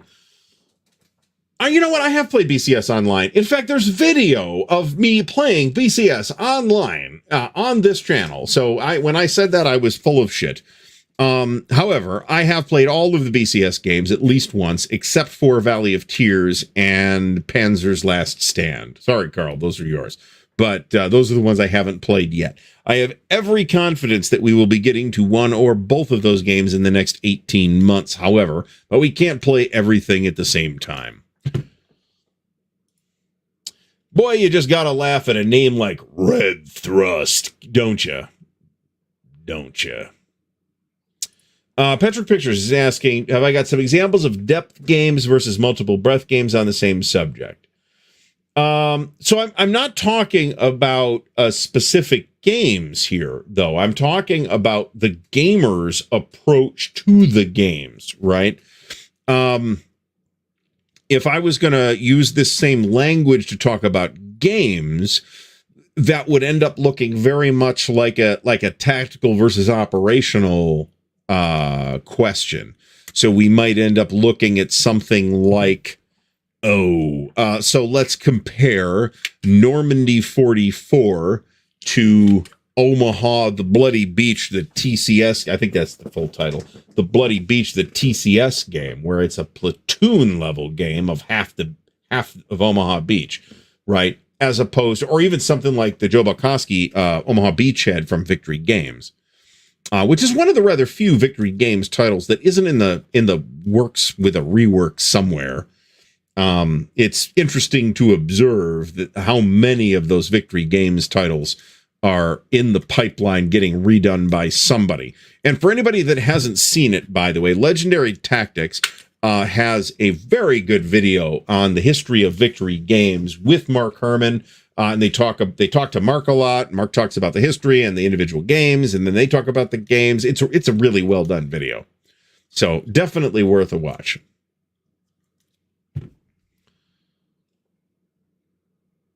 Oh, Steve says that, see, this is pretty recent, right?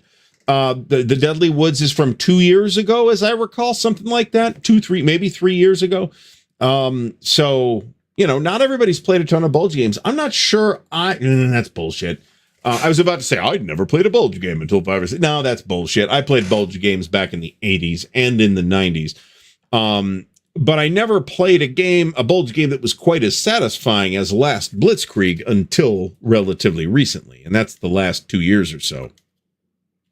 So I find Bible Board Games, thanks for coming by once again. I find this to be 100% the case.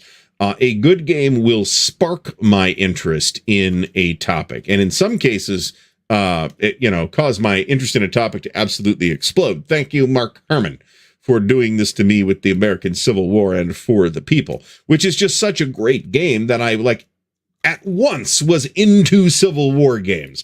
And, over the next year or two, I ended up buying, there was never a decision where I decided that. I just, after playing For the People, I found myself buying books on the Civil War and buying more games on the Civil War. So, and I am pretty happy with that. We have now done all of the column markers for the entire game, and it's, I could be done clipping at this point. I don't have any more bins here to hold these in. I've got several of these plastic trays that did not fully print. However, they're still fairly useful, but I've got a bunch of full ones here. So, all right. So, what would be the top 3 battles in wargaming? Presumably the Bulge, Gettysburg, and Waterloo. Those are the ones that I hear a lot. But I've got tons of Market Garden games. I've got quite a few games about the invasion of Sicily in 1943, because that's a favorite topic as well. I think I may only have 2 Waterloo games. No, that's wrong. It's unless I actually think about it, I will get these questions wrong. I think I have 3 Waterloo games. I want to say 3 Austerlitz games. Austerlitz is not nearly as popular as Waterloo, though, or Gettysburg, for that matter. And, back to the topic of a single game becomes a definitive experience on that topic. We got to look at the Avalon Hill, Gettysburg, and Waterloo, because as, dated as those things might be, people played the hell out of those back in the day. They played it till the copy fell apart and they had to buy another copy, right? All right, so Stigler says that VUCA has reached legendary customer service levels when they reprinted and shipped 2 counter sheets from Knock Paris to early buyers for a very esoteric issue that only they weren't happy. Okay, that's cool. I don't know that I heard about this. I may have heard about this. I don't know. Maltov Cocktail says that World at War has... Oh, this is hilarious, actually. This is totally worth a read. There is, by the way, an existential novel about somebody playing Third Reich. I forget what it's called. Might be called Third Reich, or Rise and Decline of the Third Reich. Mo from Mo's Game Table is here. In fact, he came. I'm only 4 minutes behind. I'm very happy. I like the way that we're putting this. But I'm going to differ with some of these specifics, though. Okay, Waterloo, Bulge, Gettysburg. Sure, I love calling them the Wargaming Stations of the Cross. So I'm being clear. Waterloo, Bulge, and Gettysburg very popular. Stalingrad, not really. As and I've talked about this before too. Most games with Stalingrad in the title are not about Stalingrad. They're operational or strategic games where Stalingrad is in one of the hexes on the map. This is true of the Avalon Hill Stalingrad. It's true of tons of games. The games about Stalingrad are games about the fight in the city. And there's not that many of those. There's not none, but there's not that many of those. So I think that's true in the sense that we've seen a lot of East Front operational games, but I mean, I don't think calling it Stalingrad is correct. There's certainly lots of Normandy games. There's a decent number of Kursk games. There's a decent number of Antietam games. Saratoga? No, not really. Guadalcanal? Not that many that I can think of off the top of my head. Austerlitz? Not really. There's a lot of Market Garden games. Certain parts of World War II tend to be ignored, like the campaign Up the Boot of Italy. There's plenty of games on Sicily. In that context, by that scale, there's certainly plenty of Normandy games as well. What would be another good example? Probably the most simulated or covered Ancients battle might be Gaugamela. Kanai might be another one that has seen several treatments, but Gaugamela, I think, has been covered more times. Good question. Hastings has not been done all that often. There's more than one of those. I can think of a number of examples. So I'll probably pick up Traces of Hubris too. I probably need more from VUCA in general. They impress me as a publisher. So that's not to say that they've gotten everything right or have had no mistakes. Certainly they have. But Christopher Smith. So I assume we're talking about the Civil War Brigade Battle Series. They did that Gettysburg game. Did that come out early this year? I think so. And then Franklin came out just recently. That's a pretty nice little system. It's not Three Dog, okay? And it's not Last Chance for Victory. But if you want to play Three Dog or Last Chance for Victory, go play those games. If you want to play something lighter, it's not super duper light. There's still a decent amount of chew to it. That Civil War Brigade Battle Series is pretty nice. I feel like I like Blind Swords a little better, but that creates Blind Swords has some challenges because it's kind of tightly tied to a specific scale when it comes to handling much larger battles or much smaller battles for that matter. And that's one of the reasons why Herman has like forked that series multiple times at this point. Can't wait for the Chickamauga thing though. Perfidious Albion's first Bulge game was back in the 70s with the Avalon Hill Battle of the Bulge. So, I mean, that game was around so long and was revised several times, but I assume I have the sense Perfidious Albion is talking about Bulge 65 here, because that had the pink. Well, they are, one of the later ones might have had pink Germans too, but Mo has returned from Alaska. There you go. That sounds like it would be cool. Now is the time of year to go to Alaska too, of course. Perfidious Albion says the second experience playing the Bulge was with Squad Leader and later ASL. So I often wonder, because ASL gives you the tools to do this. Do people like create big battles in ASL, like really big monster battles and play them out? Or do they just stick with the published campaigns? Because there's plenty of those, right? That's not a thing I thought to look for when I was at Oktoberfest last time, which admittedly was just a walkthrough. So the Far West option in Victory Games, the Civil War, led him to read books by T.R. Fehrenbach and Jay Monahan. I'm not familiar with those authors, but I can totally sympathize with being inspired by the game to do additional reading. That's totally, that to me seems completely normal and natural. Richard Coker, thanks for stopping by. You're all good. You can always listen to the rest later on. It's all good. Perfidious Albion says Ardennes 44 is probably the tightest version on the topic.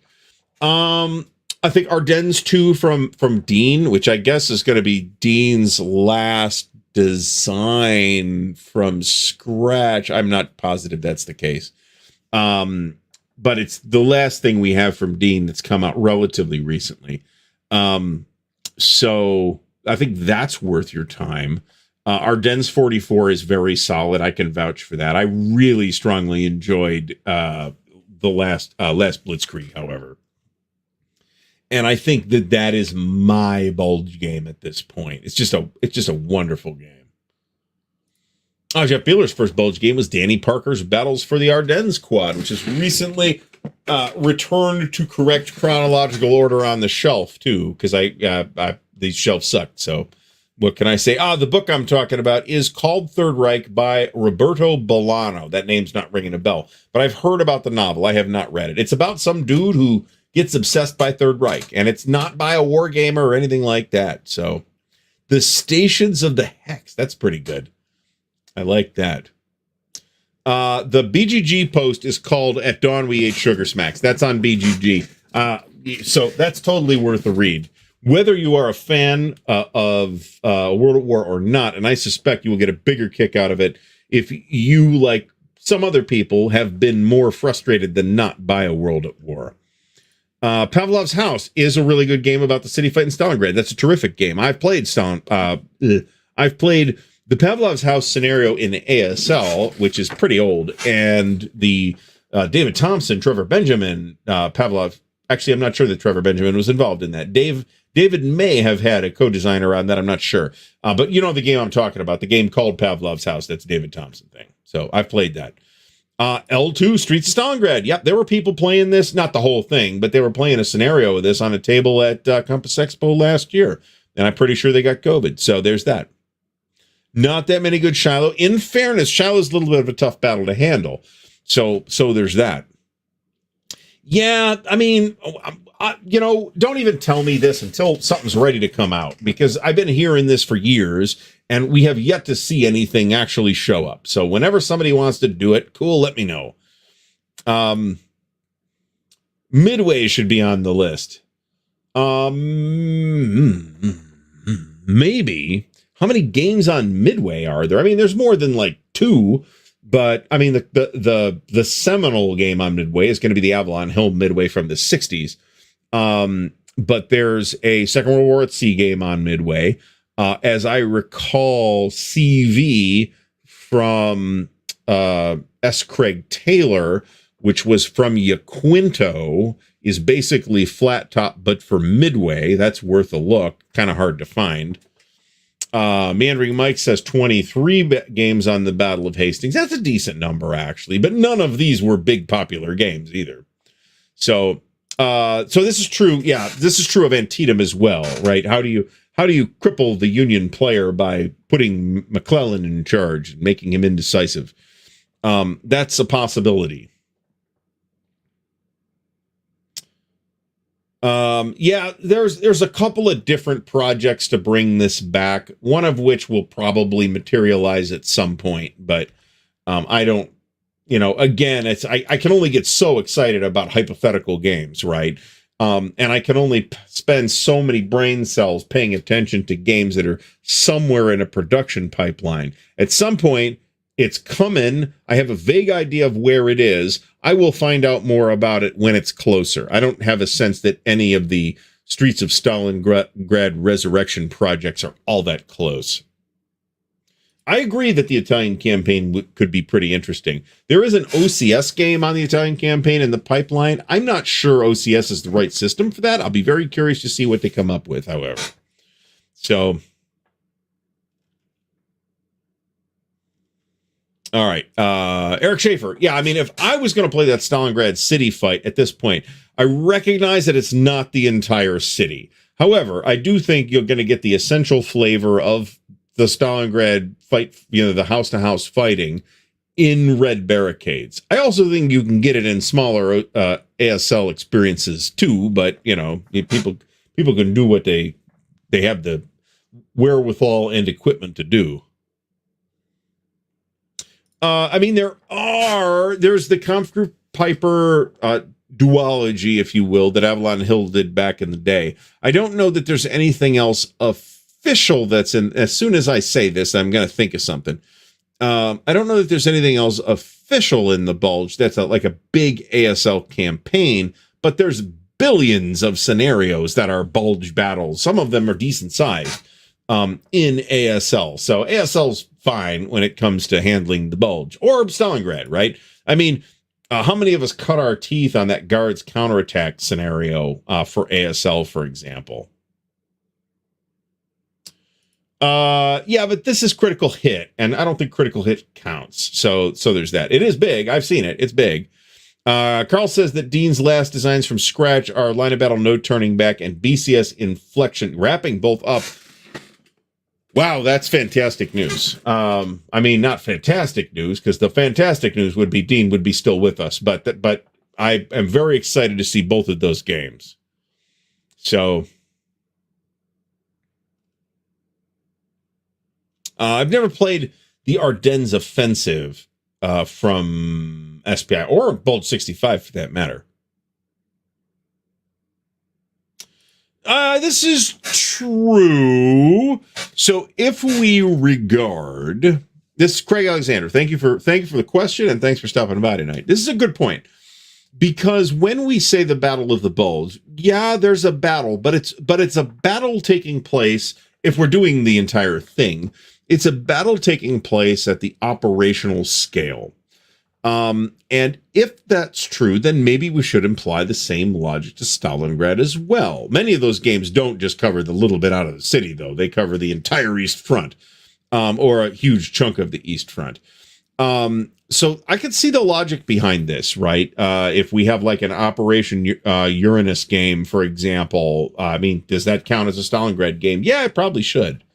And there are fewer games on that topic than there ought to be, in my opinion. I mean, Case Blue covers it, and Stalingrad 42 covers it as well. So, Darren Pilfaras, Do You Want Total War, which features Total or Krieg in the novel. That's interesting. I hadn't heard that. Well, to be fair, ATS has there's a lot of material out for ATS, to be fair. Bounding Fire, I don't have any of this stuff from Bounding Fire, but they have a pretty good reputation for third-party ASL material. And Crucible of Steel, which I am aware of, is a Kursk module. 40 scenarios, holy crap. 20-25K. Okay. I mean, this would be great. I will pay close attention to it when we see it, right? It's a little, what I'm saying is it's a little too far away, and it's been in the pipeline for a long time. And there are multiple projects that are coming out of Streets of Stalingrad specifically. So I'll be curious to see it. I will be happy to take a close look at it when it is closer. So thank you, Mo, for that info. All right, Tony from Tony's Board Life is here, if he's still here. I'm only 5 minutes behind, so hopefully he's still here. And another ATS fan, by the way, is Tony from Tony's Board Life. Oh, I forgot that. Damn it. You're right. Seekery. Okay. Thank you. I appreciate the support. It is much appreciated. So, and this is a classic Mark Herman line. And of course, this is absolutely correct. All games are hypothetical after the first move, unless you did the thing that they did historically in the first move. And sometimes that's not even possible. So, Carl says, for full battle games, Gettysburg had 36, Waterloo had 39, and Bulge had 34, and in dozens more for games on poor. So, yeah, so that's another thing that kind of muddies the waters here is, let's say SCS Bastogne. Is that a Bulge game? If I'm compiling a list of Bulge games, I tend to say no, but of course, it is part of the Battle of the Bulge, right? What about games that only cover parts of these big battles? So there's all that stuff. Hatton in Flames is Bulge adjacent. Hatton in Flames. Yeah, I guess it is. I kept getting this mixed up with the ASL Starter Kit campaign, which is part of Market Garden. The trouble with Piper, with Conflict Piper for ASL, of course, is that some people feel that ASL is not at its strongest when dealing with large tank battles. And I think there's something to that. This is true. They don't necessarily have to have... This is why it's dangerous to say, I'm going to compile a list of Gettysburg games and just search for Gettysburg. There's plenty of Gettysburg games that don't have Gettysburg in the title. So, reprints is like, yeah, I don't know. I would agree. It'd be nice, but I don't know that we'll see it. Exactly, Carl. This is exactly the thing. Stalingrad has historically been, again, historically in terms of the history of war games, has historically been a marketing buzzword for games rather than necessarily an essential feature of the game that has Stalingrad somewhere in the title. Battle for Stalingrad. That's another good one, actually. Another game that is about the city fight.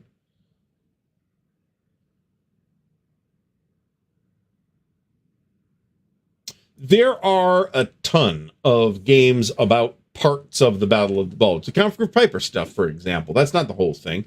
There's the Elsinborn Ridge stuff. That's another battle that we've seen a fair amount of traffic on. There's a number of smaller engagements in tactical games like ASL, for example. There's other tactical games too. So I would be delighted. I mean, so to me, they've been told this by many people, not just me. So, this is worth exactly as much as you're paying for this opinion. it seems to me that they could say, we are going to put Case Blue, just as an example, I don't care what it is, Case Blue up for reprint order. And they can set the number to be the number that makes sense for them to reprint it, right? And if it never makes the number, who cares? Then they don't reprint it. And if it makes the number, then they set the number such that it's the right number for them to reprint it, and they reprint it. They don't have to print more than that if they don't need to. Make the number the right number.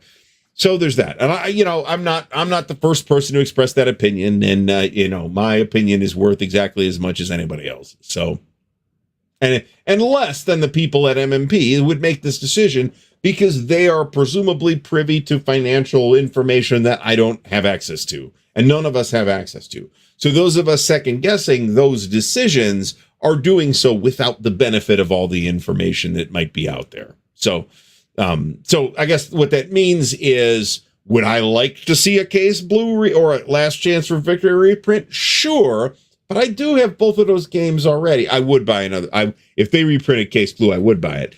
Last Chance for Victory, I'm good with the copy I got, unless there's some kind of dramatically improved version.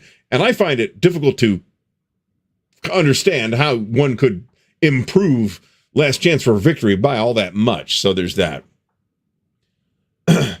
So this is, I tend to agree with this, to be honest, because the revisions that I've seen do not have the same scale as the L2 Streets of Stalingrad. So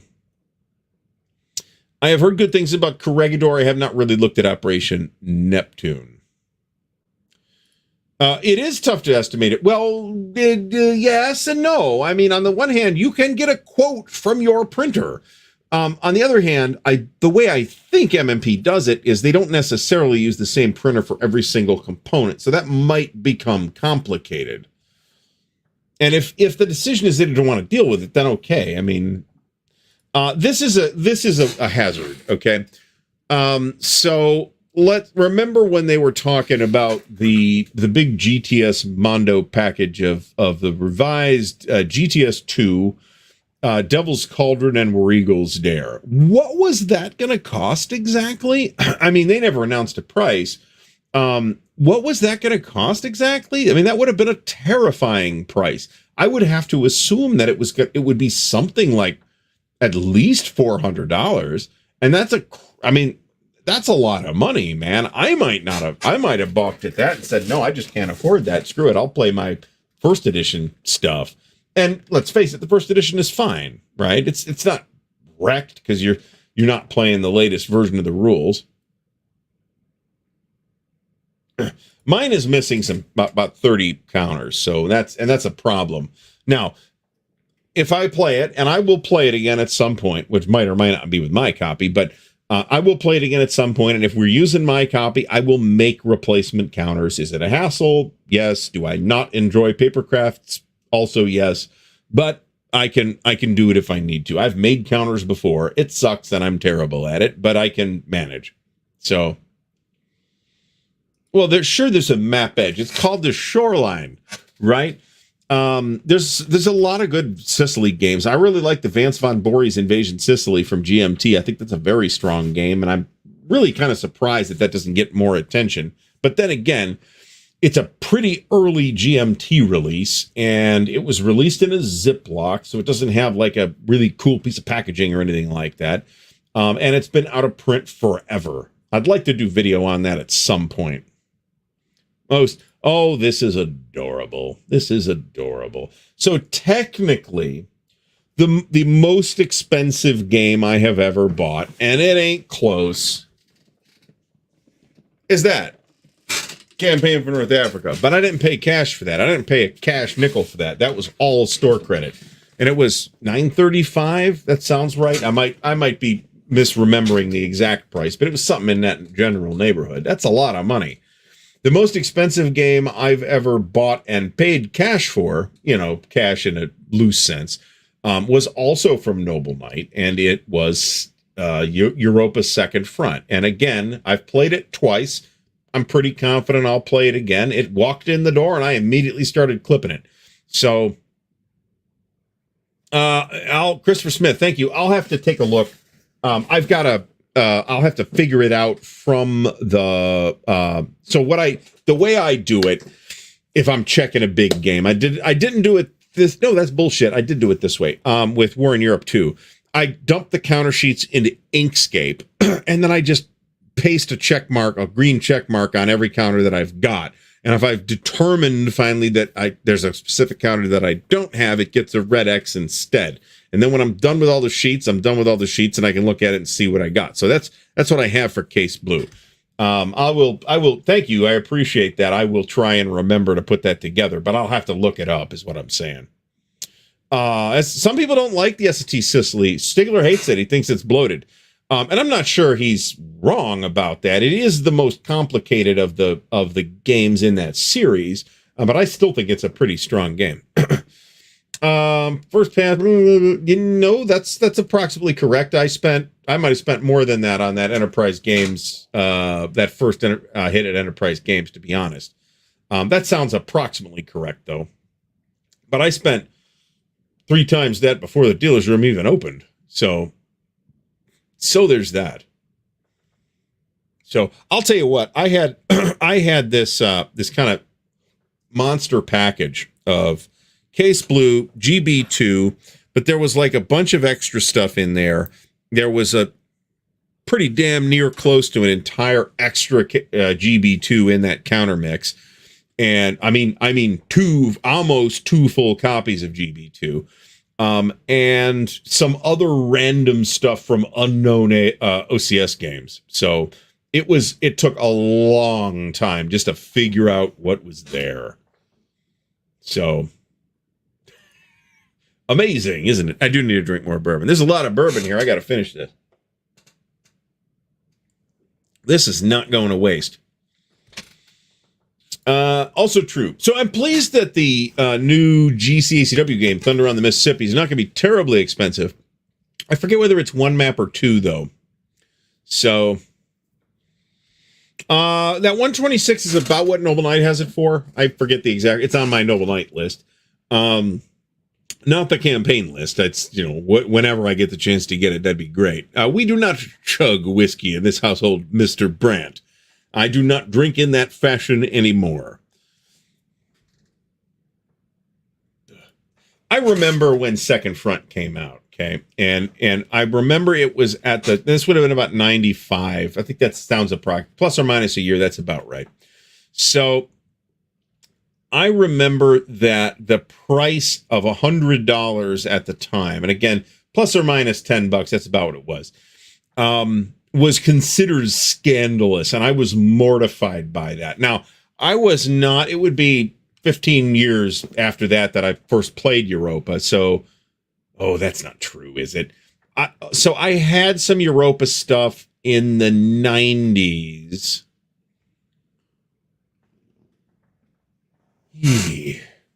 Was it the 80s? It may have been the 80s, because I did have Narvik, Case White, and Fire in the East back in the day. Those were the Europa games that I had. And I don't remember whether I had those when Second Front came out or not, which again, GRD, so mid-90s. But I got all that stuff I didn't buy Second Front at the time. I got rid of all that stuff. Where it went, I have no idea. And rebought it all over the last 5 years or so. And then some. I have, at this point, I have coverage of all of the campaigns that Europa did. I don't necessarily have every version because I don't need every version. I have generally chosen to go with the later GRD versions over the earlier GDW versions, generally speaking. But GRD didn't do everything either. So $75 for a nice condition copy of Army Group South Quad is a very good price. Yeah, I think my Second Front was about $450, and that's definitely the most expensive war game. I think the most expensive gaming product of any kind I've ever bought with actual money. This would be interesting, yeah, but you'd have to do a lot of legwork to figure this out too. So Steve Dole just says Thunder on the Mississippi's 2 maps, which is cool. I don't care. I'll buy it anyway, but And in fact, there's talk about Multi-Man having it at WBC, and if they have it when I'm there, I will grab it there. Longest Day was big and expensive, but remember it's like 7 maps and they're mounted or something like that. That's kind of crazy.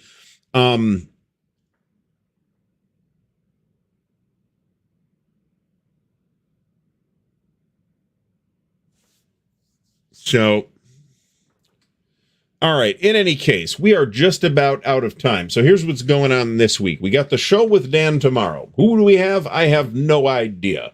But if we don't have somebody interesting, I'll be very disappointed and angered at Dan.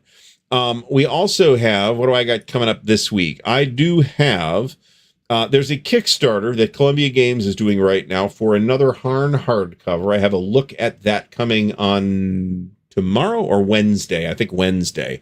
I've also got another storage solutions video for the Aegis magazine trays. These are pretty exciting, and I can't wait to show you that. I have filmed that video and need to edit it. The game I have stored in it is the brand new Campaigns in Europe Volume 1 from World at War magazine. So that's going to be cool to see too. I don't promise that for this week, but the Kybissa video will be up this week. It's already uploaded. And then there's shorts. I have already got shorts scheduled out through when I will be back from WBC. So for those of you who I might run into at WBC, I will be there all day on Saturday, and you might see rumors of me on Friday night, depending on exactly when we leave and when we get there. So thumbs up the video, subscribe to the channel. If you'd like to help support the channel, there's a billion links to support the channel in the video description, including the Patreon, which is probably the single best way to support the channel, but the Noble Knight affiliate link works great too. If you're going to buy stuff from Noble Knight anyway, use my affiliate link and give me some of that juice in the form of store credit that I can use to buy another SPI soapbox. And thanks to the folks who have already used the affiliate link and helps me pick up this delightful copy of The Art of Siege from Game Design Mark Herman, Phil Cosnett, David Worden, and Rob Mosca. You'll see a video on this sometime in the next week or two. It's also filmed. I have to edit it, but the other one's got to come first. So you'll see that, and then hopefully we'll do some some like more in-depth video as we get more into that game. And this is pretty unlike Campaign for North Africa. I can like set this up and start playing it and tell you what I think. So once again, thanks everybody for coming out tonight. Everybody have a great rest of the night. We'll see you all again soon.